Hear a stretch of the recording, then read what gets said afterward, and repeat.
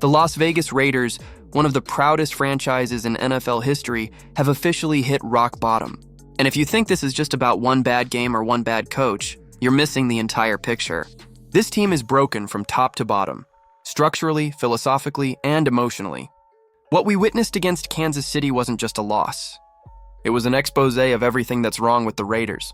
31-0. Not 31-3, not even 31-7. 31-0 on national television. That's not a defeat, that's humiliation. That's walking into Arrowhead Stadium and getting stripped of your pride. The Chiefs had 30 first downs, while our entire offense ran just 30 plays. Let that sink in. They had as many first downs as we had plays. You don't recover from that kind of embarrassment easily. It wasn't a contest, and it was a massacre. One that made the Raiders look more like a high school team than an NFL franchise.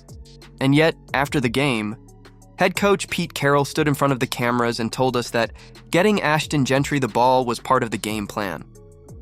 Really, Pete? Because the film tells a completely different story.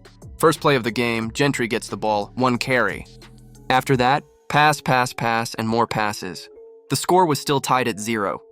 The game hadn't gotten out of hand. There was still every opportunity to establish the run, to find rhythm, to control tempo. But instead, this offense abandoned the run before the first quarter even ended. By the second possession, a fumbled snap set the tone. Instead of settling the team down, the coordinator doubled down on the pass game, ignoring the best offensive weapon on the roster. When we finally got a fresh set of downs thanks to a penalty, it was the perfect moment to turn things around, to feed Gentry and let him wear down the defense.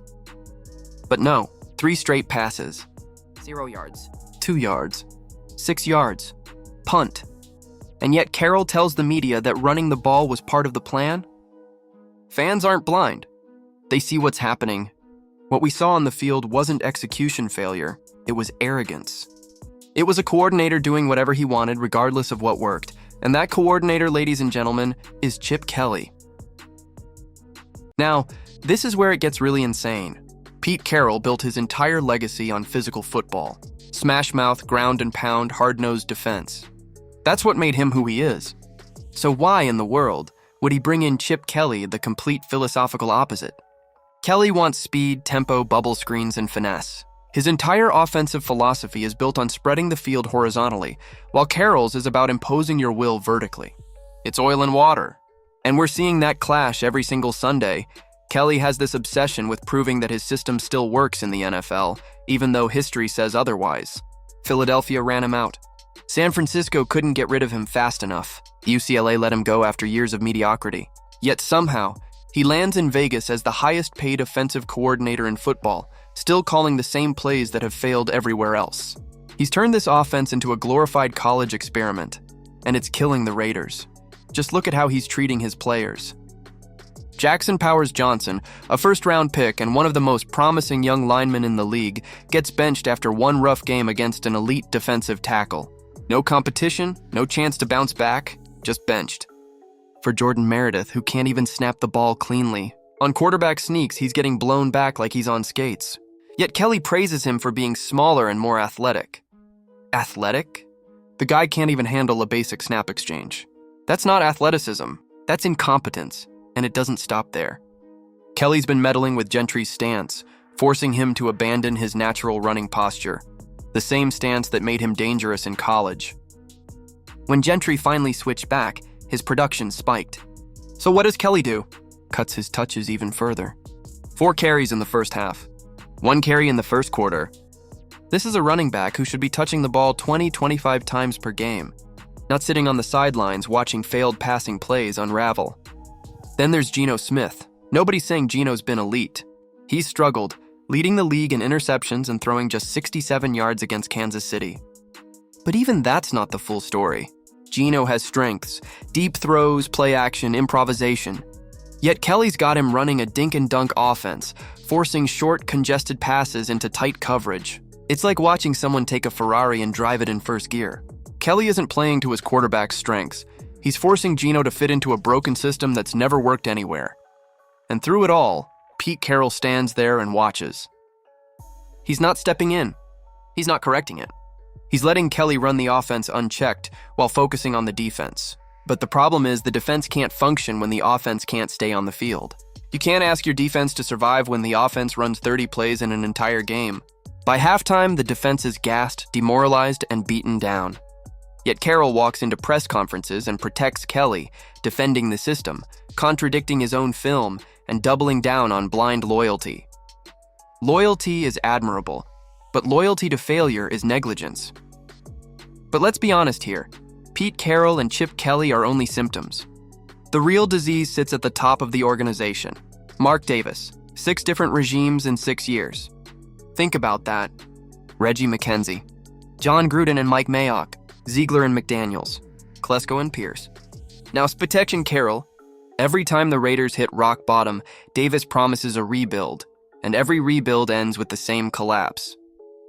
The roster gets worse, the coaching gets worse, and the vision gets blurrier. Fans love to say Mark Davis cares about the team. Sure, he does. But loving a franchise and knowing how to run one are two very different things. He's not his father. Al Davis was a football visionary. Mark is a businessman playing general manager.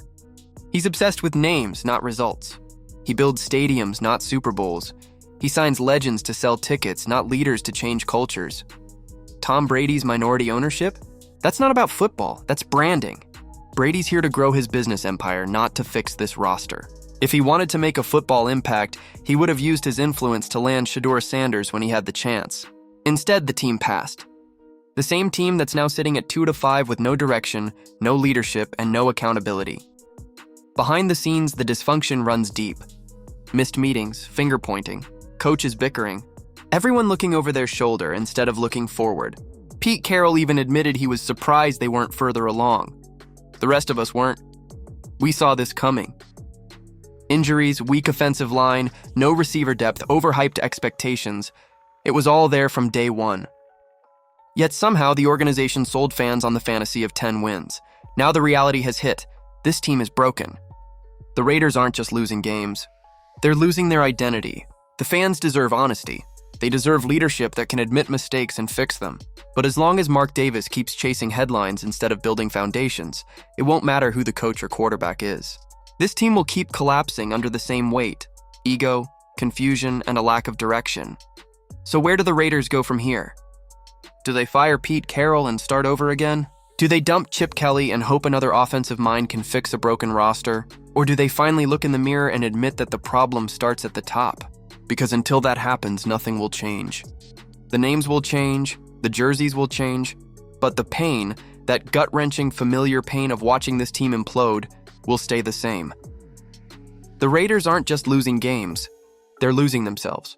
And unless someone finally takes accountability, this won't just be another bad season, it'll be another wasted era. So, Raider Nation, what do you think? Is it time for Mark Davis to finally step aside and let football minds run the team? Should Pete Carroll take back control from Chip Kelly or clean house altogether? Drop your thoughts below. And if you want more hard-hitting breakdowns like this one, make sure to hit that like button, subscribe, and turn on the notification bell.